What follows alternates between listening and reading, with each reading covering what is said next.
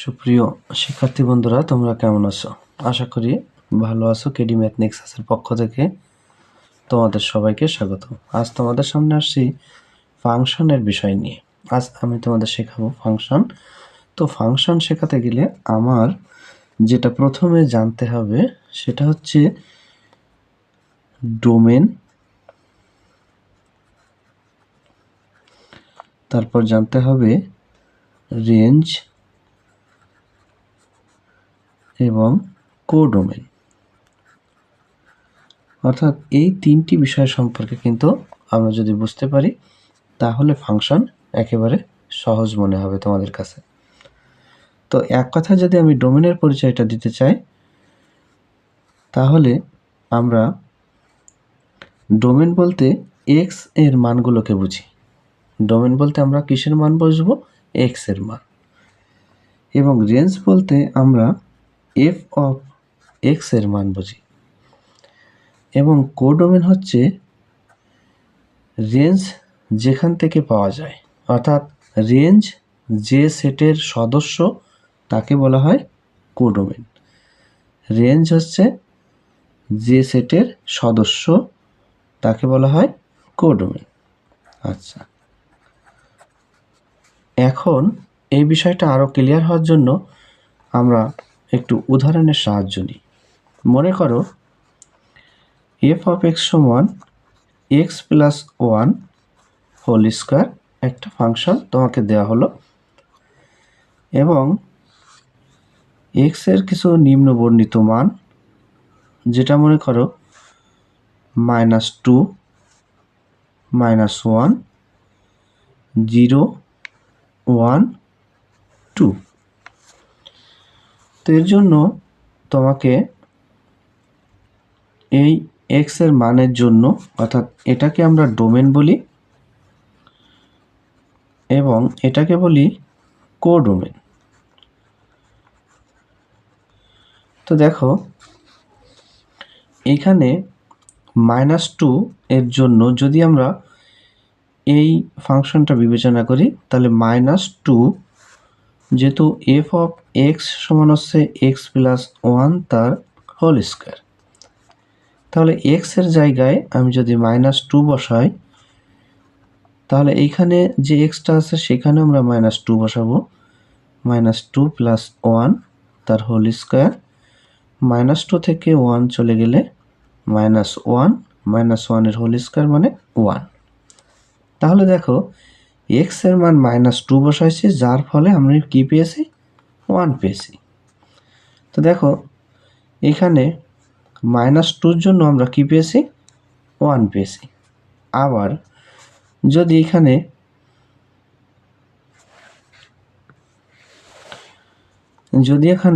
-1 বসাই, অর্থাৎ এক্স এর জায়গায় কি বসাবো? -1।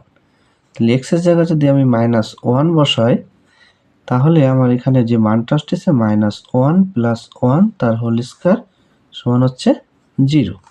তাহলে এখানে আসতেছে 0, -1 এর জন্য 0 হচ্ছে।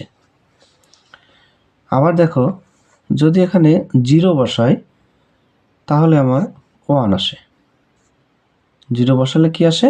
1 বসে। দেখো এক্স এর জায়গায় যদি 0 বসাই, তাহলে কিন্তু 1 এর হোল স্কোয়ার হচ্ছে, অর্থাৎ 1 আসছে।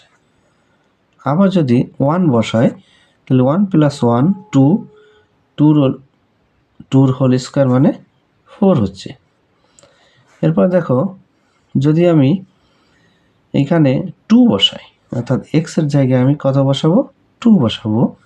তাহলে 2 প্লাস 1 অর্থাৎ 3 তার হোল স্কোয়ার অর্থাৎ 9 হচ্ছে। এবং আরেকটি বাড়তি মনে করো একটা সংখ্যা 16 আমি এখানে নিলাম, তোমাদের বোঝানোর জন্য 16টা নিলাম। এখন যে বিষয়টা, এই অংশটাকে আমরা ডোমেন বলি আর এই পুরো অংশটাকে আমরা কোডোমেন বলি। তো এইখান থেকে মনে করো -2-র জন্য আমরা যেটা পেয়েছি সেটা হচ্ছে 1কে পেয়েছি। -2 বসালে 1 পেয়েছি। -1 বসালে আমরা 0 পেয়েছি। 0 বসালে আমরা 1 পেয়েছি।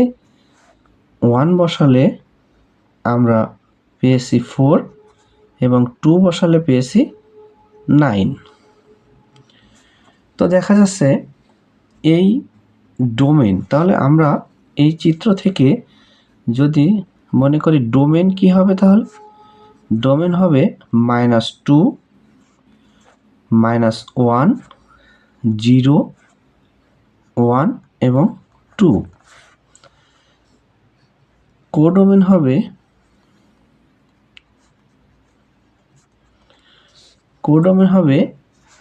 1, 0, 4, 9 এবং 16।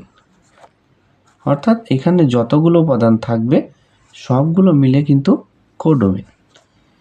এবং দেখো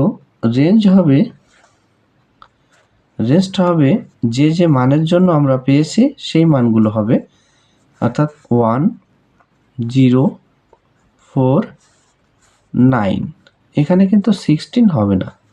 16 হবে না এই কারণ দেখো এখানে কোনো ডোমেনের মানের জন্য আমরা 16কে কিন্তু পাইনি। এখানে 2 এর জন্য 9কে পেয়েছি, 1 এর জন্য 4কে পেয়েছি। এখানকার যে কয়টা ডোমেন আছে তার জন্য কখনোই কিন্তু আমরা এই 16টাকে পাইনি, অর্থাৎ 16কে পাইনি। যেহেতু পাইনি তাহলে সেটা কিন্তু রেঞ্জের ভিতর গণনা করা হবে না, সেটা কোথায় যাবে, কোডোমেনের ভিতরে। তাহলে দেখো যে কথাটা বলা হয়েছে যে রেঞ্জ যে সেট থেকে পাওয়া যাচ্ছে, অর্থাৎ দেখো এই কোডোমেনের যে সেট, এই কোডোমেন থেকে আমরা এই উপাদানগুলো অর্থাৎ 1, 0, 4, 9 এই উপাদানগুলো আমরা পেয়েছি। অর্থাৎ যে সেট থেকে রেঞ্জ পাওয়া যায়, সেটাই হচ্ছে কোডোমেন। যাই হোক, আমরা আরও কিছু উদাহরণের সাহায্যে এটা বোঝার চেষ্টা করব। দেখো আমি এই চিত্রটা এখানে আবার একটু আঁকাই এবং তোমাকে বোঝানোর চেষ্টা করি। দেখো -2, -1, 0, 1, 2 এর জন্য আমরা যে রেঞ্জটা পেয়েছি সেটা হচ্ছে 0, 1, 4, 9 আর এখানে মনে করো 16। তোমরা সবসময় একটা জিনিস মনে রাখবা, এইখানে যে এই অংশটা এটাকে তোমরা ডোমেন চিন্তা করবা, আর এইখানে যে অংশটা সেটা থাকবে আছে কোডোমেন। এই ডোমেনকে তুমি যদি সন্তানের সাথে তুলনা করো তাহলে এই কোডোমেনকে মায়ের সাথে তুলনা করবে। কেন তুলনা করা হচ্ছে এটা আমরা একটু পরেই খুব ভালোভাবে বুঝে যাব। মনে করো এটা যদি সন্তান হয়, এই ঘরের অংশগুলো সব হচ্ছে মা। তো -2 এটার সঙ্গে আমরা যখন পেয়েছি তখন হচ্ছে 1কে পেয়েছি, -1 এর সঙ্গে আমরা 0কে পেয়েছি। 0 যখন ডোমেন ছিল তখন আমরা যেটা পেয়েছি সেটাও 1কে পেয়েছি। আবার 1 যখন ছিল তখন 4কে পেয়েছি। আবার 2 যখন দিয়েছি তখন 9কে পেয়েছি।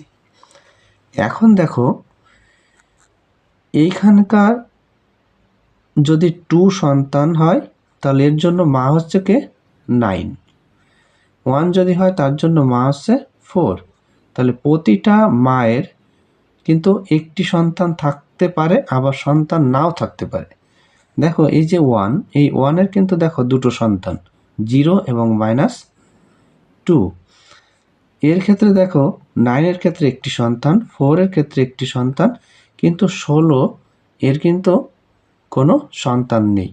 কিন্তু দেখো এটা ফাংশন কিনা সেটা আমার বুঝতে গেলে এটা ফাংশন কিনা, তোমাকে যদি জিজ্ঞেস করা হয় এটা কি ফাংশন, তাহলে যদি তোমার এই প্রশ্নের সাথে অর্থাৎ সন্তানের সঙ্গে মার এই কনভারসেশনে যদি তোমার বুঝতে হয় যে 16 কিন্তু মা, কিন্তু এর কোনো সন্তান নেই, তাহলে এমন কোনো মা আছে তার সন্তান নাও থাকতে পারে, কিন্তু এমন মা আছে তার দুটি সন্তানও থাকতে পারে, এমন মা আছে যার একটি সন্তানও থাকতে পারে। অর্থাৎ সব কথাগুলো কিন্তু সত্য। এমন যদি হয় তাহলে সেটা ফাংশন। আমি আরও একবার বলি, মনে করো কোনো মা যার সন্তান নেই, যেমন এখানে 16 আছে, এই 16 কিন্তু কোনো সন্তান নেই, এই ঘরে কিন্তু 16-র জন্য কোনো ডোমেন নেই, অর্থাৎ সন্তান নেই। তাহলে এমন অনেক মা আছে তো যাদের সন্তান হয় না, তাহলে এটা সত্য কথা। আবার দেখো, এমন মা আছে যাদের দুটি সন্তান হতে পারে, 0 এবং -2, 1-এর দুটি সন্তান 0, -2, তাহলে সেটাও সত্য। আবার এমন মা আছে যাদের একটি করে সন্তান, তাহলে দেখো এগুলো সব কিন্তু সত্য কথা, অবান্তর কোনো কাহিনী নয়। আর অবান্তর কোনো যদি কাহিনী হয় তাহলে আমরা তাকে কিন্তু ফাংশন বলবো না। অবান্তর কাহিনী হলে ফাংশন হবে না।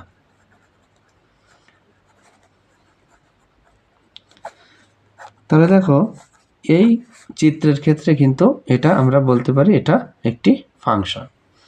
এখন চলো আরও একটি উদাহরণের মাধ্যমে আমরা এটা বোঝার চেষ্টা করি। দেখো এইখানে আমি আরও একটি চিত্র তোমাদের বোঝার জন্য নিয়ে আসছি। এইখান যে অংশটা এটা হচ্ছে ডোমেন, এই অংশটা হচ্ছে কোডোমেন। তো দেখো এই ডোমেন অংশটাকে আমি সন্তান এবং এই অংশটাকে আমি মা বিবেচনা করলাম। এখন এটা ফাংশন হবে কি হবে না, অর্থাৎ অবান্তর কোনো কথা এর ভিতর আছে কি না। যদি অবান্তর কথা থাকে তাহলে সেটা ফাংশন হবে না। তো দেখো এখানে 1-এর জন্য এ হচ্ছে মা, 2-র জন্য মা হচ্ছে বি, 3-র জন্য মা হচ্ছে 2টা। আচ্ছা বলো তো, কোনো সন্তানের জন্য কি 2টা মা হতে পারে? তাহলে এটা কিন্তু অবান্তর একটা কথা। কোনো একটি সন্তানের মা কয়টি? 2টি, সি এবং ডি। তাহলে এটা কিন্তু একটা অবান্তর কথা। তাহলে এটাকে আমরা কি বলবো?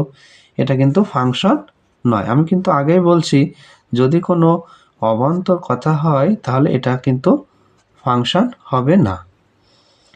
যদি এমন হতো যে একজন মা তার একটি সন্তান অথবা একজন মা তার 2টি সন্তান, এমন যদি হতো তাহলে সেটা সত্য কথা হতো, অবান্তর কোনো কাহিনী হতো না। তাহলে যেহেতু এখানে একটি সন্তানের 2জন মা, আচ্ছা তো একটি সন্তানের 2জন মা যেহেতু হতে পারে না তাহলে এটা ফাংশন নয়। এখন এর যদি আমি দেখো সেট আকারে যদি আমি এটাকে প্রকাশ করি তাহলে দেখো 1, আমি এটাকে যদি প্রকাশ করি তাহলে আমাদের আসে 1a, তাহলে 1-এর সঙ্গে a, তারপরে দেখো 2-র সঙ্গে b, তারপর দেখো 3-র সঙ্গে c, আবার দেখো 3-র সঙ্গে d। তো এমন যদি হয় যে কোনো একটি অংশের অর্থাৎ ডোমেনের যদি পুনরাবৃত্তি হয়, এখানে দেখো এই যে 3 এটা কি ডোমেনের অংশ, এই ডোমেনের অংশের যদি পুনরাবৃত্তি হয় অর্থাৎ বারবার আসে তাহলে সেটা ফাংশন হবে না। তো চলো আরও একটি চিত্রের মাধ্যমে ফাংশন হবে কিনা সেটা যাচাই করে আসি। দেখো চিত্রে এই অংশটা হচ্ছে আমরা ডোমেন নাম দিলাম, এটা হচ্ছে কোডোমেন। এটা হচ্ছে সন্তানের সাথে আমরা তুলনা করব, এটা হচ্ছে মার সাথে তুলনা করব। তো আমরা 1 ডোমেনের জন্য আমরা যে রেঞ্জটা পেয়েছি সেটা হচ্ছে এ, 2-এর জন্য যেটা পেয়েছি সেটা যদি আমরা বি ধরি এবং 3-র জন্য যেটা পেয়েছি সেটা মনে করো সি পেলাম। তাহলে এখান থেকে একটা জিনিস বোঝা যাচ্ছে এটা যদি সন্তান হয়, এটা যদি সন্তান হয় তাহলে এই সন্তানের দেখো কোনো মা নেই। এই সন্তানের কি কোনো মা আছে? এখানে নেই। এই 3 যে সন্তান এর জন্য মা আছে সি, 2-র জন্য বি আছে, 1-এর জন্য এ আছে, তাহলে সবার জন্য মা আছে, কিন্তু এই যে 4, এই 4-এর জন্য কিন্তু কোনো মা নেই। তাহলে এটাও কি একটা অবান্তর কাহিনী। আচ্ছা কোনো সন্তান মা ছাড়া কি হতে পারে? অবশ্যই নয়। তাহলে এই সন্তানের যেহেতু কোনো মা নেই তাহলে এটাও আমরা কি বলবো? এটা ফাংশন নয়। আশা করি তোমরা ফাংশন হবে কি হবে না সেটা নিশ্চয়ই বুঝতে পারছো। এবার আমরা জানবো যে ফাংশন এক ফাংশন হবে নাকি সেটা এক ফাংশন নয় তেমন হবে। তো তেমন কিছু উদাহরণ আমরা দেখে আসি। তো দেখো এইখানে যে চিত্রটা আমি দিচ্ছি ডোমেনের, এই ডোমেন মনে করো 1-এর সঙ্গে আমরা পেয়েছি, 1-এর জন্য আমরা পেয়েছি এ, 2-র জন্য আমরা বি কে পেয়েছি, 3 জন্য সি কে পেয়েছি এবং 4 জন্য সি কে পেয়েছি, কিন্তু ডির জন্য কাউকে পাইনি। তো এখন কথা হচ্ছে, যেহেতু এই অংশগুলো সব সন্তান, এই অংশগুলো হচ্ছে সব মা। এখন দেখো, এখানে একটি মায়ের জন্য আমরা 2টি সন্তান পেয়েছি, এখানে একটি মার জন্য একটি সন্তান, এখানে একটি মার জন্য একটি সন্তান, কিন্তু এই যে ডি, এই মায়ের জন্য কিন্তু কোনো সন্তান নেই, অর্থাৎ নিঃসন্তান। তাহলে এটাকে আমরা কিন্তু ফাংশন বলতে পারছি, যেটা ফাংশন, অর্থাৎ কোনো অবান্তর কাহিনী নয়, এটা সত্য কাহিনী। এখন আমরা দেখব এই ফাংশনটি এক ফাংশন কিনা। অর্থাৎ এক ফাংশন হতে গেলে আমরা যেটা মনে রাখবো সেটা হচ্ছে, মা এর ম্যাক্সিমাম একটি করে সন্তান যদি থাকে তাহলে সেটা এক ফাংশন। তাহলে কি বলা হয়েছে, মায়ের কি থাকবে, সর্বোচ্চ একটি সন্তান, সর্বোচ্চ একটি করে সন্তান যদি থাকে সেটা এক ফাংশন। তো দেখো, এইখানে এই মায়ের কিন্তু একটি সন্তান, এই মায়ের একটি সন্তান, এই মায়ের কিন্তু 2টি সন্তান, কিন্তু আমাদের কি হতে হবে, একটি সন্তান যদি থাকে, কিন্তু এই মায়ের যেহেতু 2টি সন্তান আছে তাহলে এটা এক ফাংশন নয়। যদি একটি সন্তান থাকতো, অর্থাৎ ম্যাক্সিমাম একটি করে সন্তান যদি থাকে, তাহলে আমরা বলবো সেটা এক ফাংশন। যেহেতু এই মায়ের কয়টি সন্তান আছে, এখানে 2টি, 3 এবং 4, 2টি সন্তান আছে, তাহলে একটি মায়ের 2টি সন্তান হলে তাকে এক ফাংশন বলবো না। তাহলে এই ফাংশনটি কেমন ফাংশন, এক নয়, এক ফাংশন নয়। তো এরপরে দেখি আমরা আরো একটি ফাংশনের উদাহরণ দিই। মনে করো 1, 2, 3 এবং এইখানে যেটা কোডোমেন সেটা হচ্ছে এ, বি, সি, ডি। তো মনে করো এখানে 1 এর জন্য আমরা যেটা পেয়েছি, এ কে পেয়েছি, 2 এর জন্য আমরা বি কে পেয়েছি, 3 এর জন্য আমরা সি কে পেয়েছি। তো এর ক্ষেত্রে দেখো, এটা যদি সন্তান হয় এবং এটা যদি মা হয়, দেখো প্রত্যেকটা জন্য প্রত্যেকটা একটি করে দেখো সন্তান পেয়েছি। দেখো এইখানে এ যে মা, এর জন্য একটি সন্তান, বি যে মা তার জন্য একটি সন্তান, সি যে মা তার জন্য একটি সন্তান। যেহেতু এখানে দেখো ম্যাক্সিমাম একটি করে সন্তান আছে, আর ডির ক্ষেত্রে দেখো কোনো সন্তান নেই, কিন্তু আমাকে কি বলা হয়েছে, আমাদের বলা হয়েছে যদি মায়ের ম্যাক্সিমাম একটি করে সন্তান থাকে তাকে বলবো আমরা এক ফাংশন। যেহেতু একটি করে সন্তান আছে, তাহলে এই ফাংশনটা আমরা বলবো, এই ফাংশনটা হচ্ছে এক ফাংশন। এরপর আমরা যেটা জানবো সার্বিক ফাংশন বিষয়ে। তো চলো শিক্ষার্থী বন্ধুরা, আমরা সার্বিক ফাংশন কখন হবে, কি শর্ত থাকলে সার্বিক ফাংশন বলা যাবে, সেটা নিয়ে একটু বুঝে আসি। তো দেখো, প্রথমে বলে নি যে সার্বিক ফাংশন হতে গেলে আমার যেটা প্রথম যে শর্তটা, সেটা হচ্ছে সব মায়ের সন্তান থাকতে হবে। তো মনে করো 1, 2, 3, 4, এখানে আমি এ, বি, সি, ডি দিলাম। তো 1 এর জন্য আমরা এ কে পেয়েছি, 2 এর জন্য মনে করো বি কে পেয়েছি, 3 এর জন্য সি কে পেয়েছি, আবার 4 এর জন্য সি কে পেয়েছি। এখন দেখো, এইখানে এরা হচ্ছে সন্তান অর্থাৎ ডোমেন, আর এখানে কোডোমেন যেটা সেটা হচ্ছে মা। এই সন্তান এবং মার সাথে আমরা বিবেচনা করব। তো শর্তটা কি, যে প্রত্যেক মায়ের সন্তান থাকতে হবে, প্রত্যেক মায়ের সন্তান থাকতে হবে। যদি থাকে তাহলে কি হবে, সার্বিক ফাংশন হবে।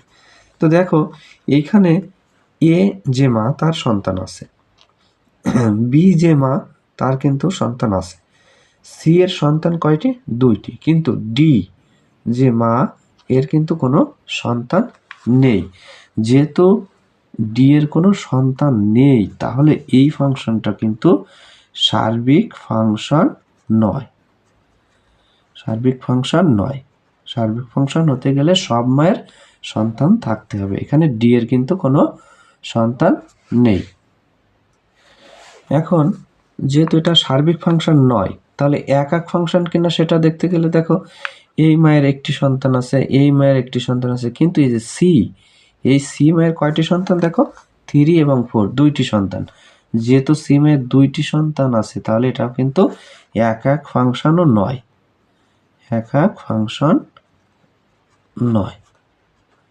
একক ফাংশন হতে গেলে কি শর্ত ছিল, যে প্রত্যেক মায়ের ম্যাক্সিমাম একটি করে সন্তান হতে হবে, কিন্তু প্রত্যেক মায়ের কিন্তু ম্যাক্সিমাম একটি করে সন্তান নেই, এখানে কিন্তু একের থেকে বেশি হয়ে গেছে, অর্থাৎ দুইটি সন্তান হয়ে গেছে, তাহলে এটা একক ফাংশন নয়। আবার সার্বিক ফাংশনও নয়। সার্বিক ফাংশন হতে গেলে সব মায়েরই সন্তান থাকতে হবে, কিন্তু ডি এর যেহেতু সন্তান নাই তাহলে এটা সার্বিক ফাংশন নয়, আবার একক ফাংশনও নয়। এবার দেখো আমরা আরো একটি উদাহরণ দেখে আসি। উদাহরণ দেখলে আমাদের বিষয়গুলো আরো ক্লিয়ার হবে। মনে করো এখানে 1 2 3 4 ডোমেন আছে এবং তার জন্য নির্দেশিত যে কোডেমেন সেটা হচ্ছে এ বি সি।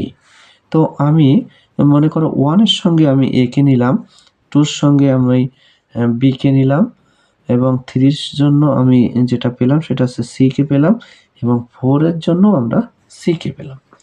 এখন দেখো যেহেতু এটা একক ফাংশন কিনা সেটা একটু দেখে নিই। দেখো এই মায়ের, এটা যেহেতু মার সাথে তুলনা করতে হবে আর এটা সন্তানের সাথে।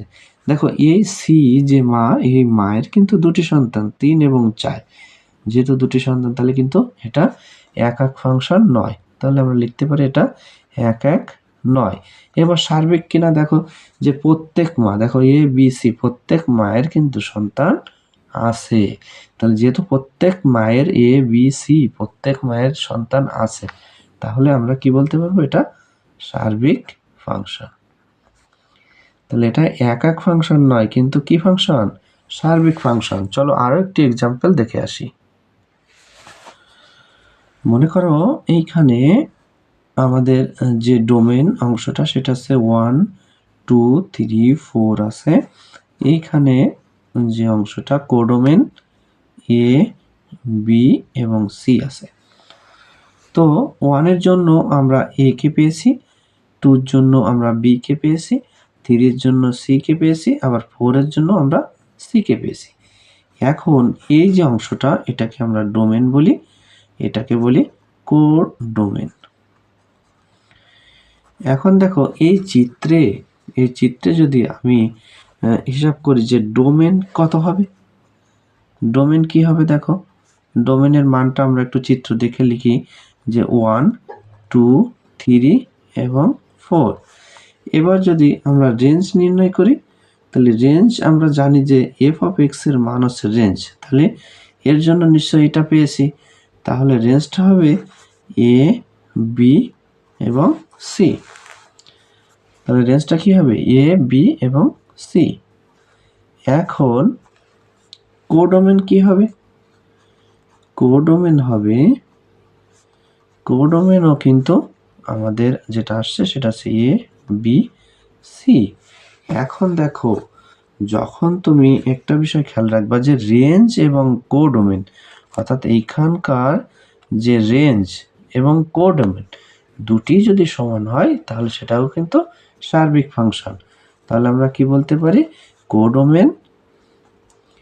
কোডোমেন যদি রেঞ্জের সমান হয় তাহলে কি বলবো, এটা সার্বিক ফাংশন। তাহলে সার্বিক ফাংশন হতে গেলে কেমন শর্ত, এখানকার যে চিত্রে এখানে কোডোমেন এবং রেঞ্জ যদি সমান হয় তাহলে সেটা সার্বিক ফাংশন। আর এক জায়গায় দেখলাম যে এই উদাহরণটাতে যে প্রত্যেকের সন্তান থাকতে হবে, যদি প্রত্যেকের সন্তান না থাকে তাহলে সার্বিক নয়। দেখো এই চিত্রে কিন্তু প্রত্যেকের সন্তান নেই, তাহলে এটা সার্বিক ফাংশন নয়। আবার এই চিত্রে কি দেখা যাচ্ছে, এই চিত্রে কিন্তু প্রত্যেকের সন্তান আছে, তাহলে এটা সার্বিক ফাংশন। তাহলে চিত্র দেখে আমরা এভাবে বলতে পারি। আবার যদি চিত্রের যে ডোমেন কোডোমেন এবং রেঞ্জ নির্ণয় করি, তাহলে আমরা দেখতে পাচ্ছি যে রেঞ্জ এবং কোডোমিনের মান অর্থাৎ এই যে মানটা এবং এই মানটা দেখো সমান। যদি রেঞ্জ এবং কোডোমিন সমান হয় তাহলে ফাংশনটি একটি সার্বিক ফাংশন। তো শিক্ষার্থী বন্ধুরা, আশা করি তোমরা ফাংশন সম্পর্কে ভালো ধারণা পেয়েছো এবং পরবর্তী ফাংশনের আরও কিছু অঙ্ক নিয়ে তোমাদের সামনে আসব। আমার ক্লাসটি যদি ভালো লাগে তাহলে কমেন্টে জানাবে এবং পরবর্তী অনলাইন ক্লাস দেখার আমন্ত্রণ জানিয়ে এখানে বিদায় নিচ্ছি।